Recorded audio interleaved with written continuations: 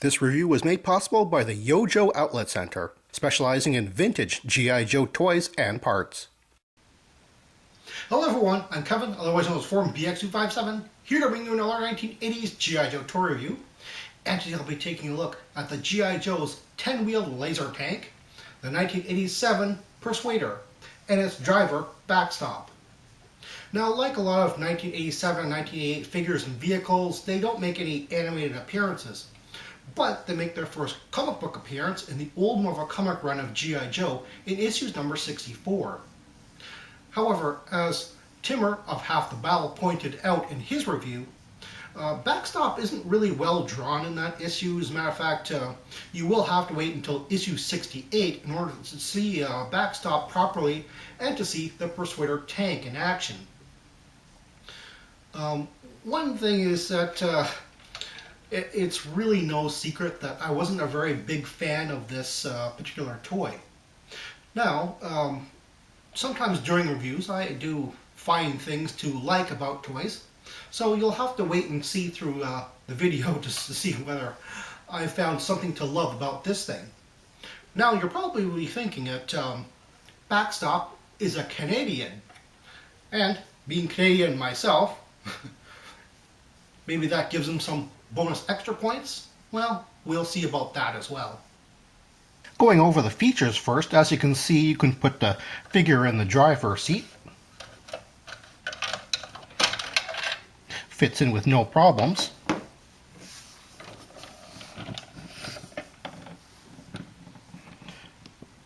The seat is well textured and there's a floor pad, but there's very little else. It's a deep little, very tight little hole there, so I don't expect too much detail in the cockpit. And of course we have a turret on the back, and just to place that figure there, you can see it has a good height. The spot to place the action figure is not very well detailed, but it's no different from what you would find on the His tank. Of course, like any good tank, the turret swivels 360 degrees, and the cannon elevates. This is, of course, supposed to be the laser cannon. And the Persuader comes with 6 of these yellow missiles. 3 on each side, of course. I'm going to take them all off. As you can see, these are fairly plain missiles, but they have this dual fin thing on the front here, and that's what clips on to these side pegs. They don't clip on very well. Right above the driver's head is this anti-personnel machine gun, or cannon. You can only swivel it so many degrees before it goes and hits the turret, unfortunately. One interesting thing is the bumper. The bumper is actually spring-loaded. And then there are these interesting wheels. Now, they have a very deep tread pattern on them. And for a tank, it doesn't have proper tank treads, but the wheels are just fine simply because of that deep tread. And one thing you'll notice, the front 2 wheels are on their own independent suspension, and the last 3 wheels are on their own independent suspension. Due to the way it's put together here, the rear left and right and front left and right are all independent of each other too. So that gives a fantastic, almost spongy ride when you're moving this thing back and forth. And finally, like all good G.I. Joe vehicles, it has a universal tow hook. I'll just put on the Road-Towed BRV, made in the same year, and you can see it actually matches the silver. And last but not least, the Persuader has 6 foot pegs, 3 on each side, and so this is what it looks like with its maximum of 8 figures.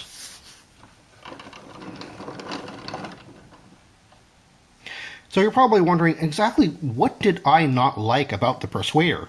And I have to admit, it is mostly just a cosmetic thing. I like a certain aesthetic, a certain symmetry to a design. And this is sort of broken up because in my mind, this very sloping, almost sports car-like design is sort of, it doesn't really make a lot of sense with this huge tank turret on the top. It's so big, in fact, that it sort of just overhangs here. And I don't think it really looks very good. It's almost like someone tried to put a tank on top of a sports car. And I just don't like that. The front end just goes so far forward from where the wheels are. It just feels like the design is unbalanced to my eyes. Of course, that's just, personal aesthetics again. Another odd thing that I found was the inclusion of this very large Deadeye sticker on the back here. I know a few sellers who have actually named this thing the Deadeye tank because it's so prominent you would think that that's the name of this tank, but it's not. This isn't even mentioned on the blueprints, instruction sheets. You would think that maybe the Deadeye is the name of the cannon, but no, it's not. Another thing that I found very, very strange were these holes at the backs here.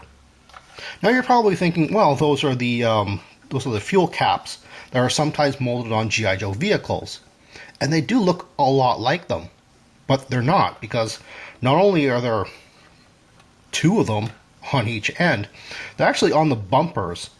I know that there was a sort of a design bible for these things for the Hasbro sculptors, and they would not have put them on the back bumpers.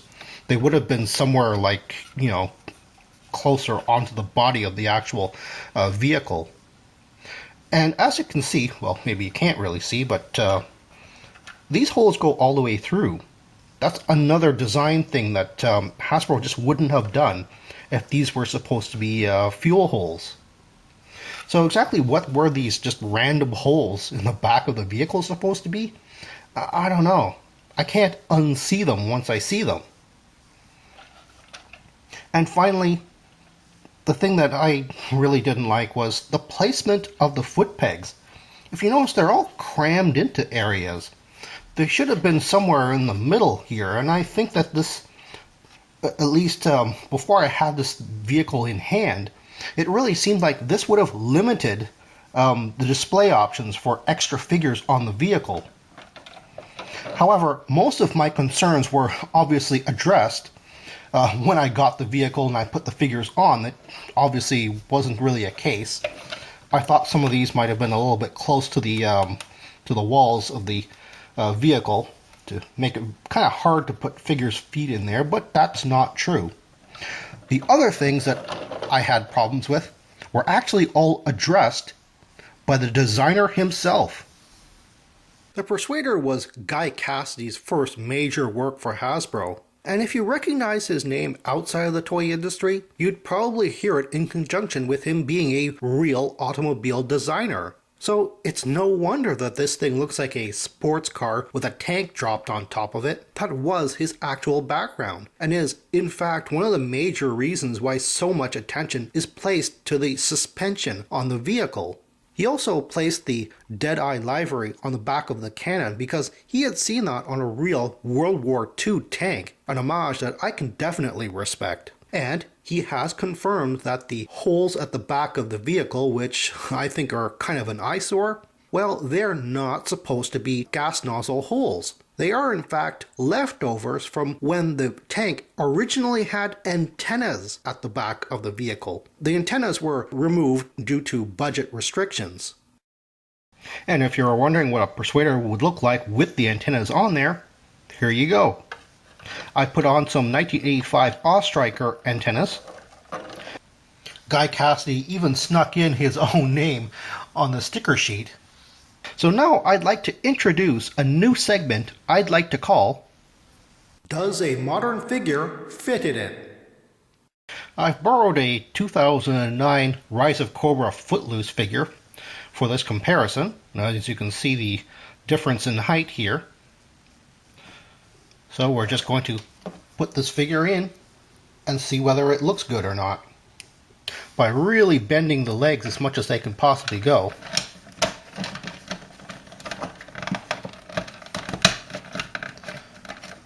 I find that you can actually get them all the way down, enough so that the cannon can actually swivel over his head, just the way it's meant to on the driver of the Persuader. And here he is just standing up straight in the turret. Again, not looking too bad. You can, of course, bend his legs a little bit here, so he sits a little bit deeper in there. And again, he looks just like a 3 3/4 inch figure would. The included driver with the Persuader, codenamed Backstop, comes with two very distinctive accessories. The first being his helmet.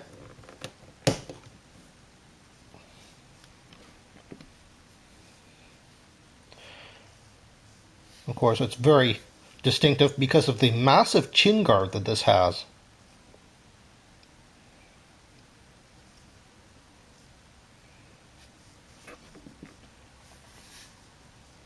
The other item being his pistol,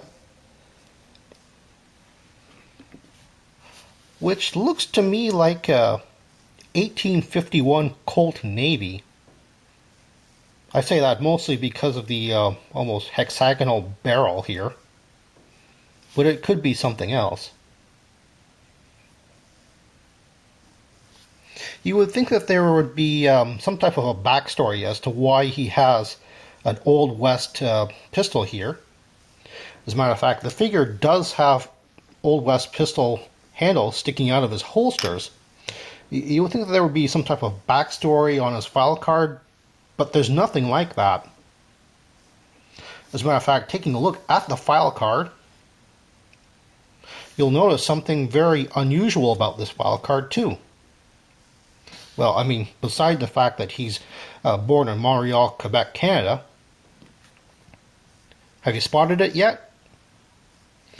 He doesn't have a serial number or a pay grade listed. As a matter of fact, you will have to take a look at the G.I. Joe Field Manual Volume 2 to see his pay grade and a serial number, and I believe this information has been culled from the original designs. Yeah, it's an interesting sculpt with very odd details, but it's really the color scheme that gets me. I mean, the red boots and the gloves, and then there's yellow pants for no reason. The green ribbed sweater is pretty much the only thing I like on this figure. And then there's the armored upper half of his body. While there is, I think, a reason for that, I don't like the fact that it's a dull gray. I think it should have been silver, again, to match the Persuader. And speaking of the Persuader, you'll notice that the Persuader doesn't have a hatch cover. And that's obviously one of the reasons why the upper half of the figure is armored.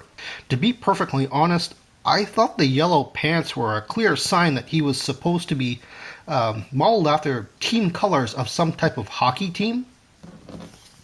If you notice again on the file card that he was basically kicked out of Canada because he was just too rough in hockey, which is pretty much the most ridiculous thing I've ever heard of.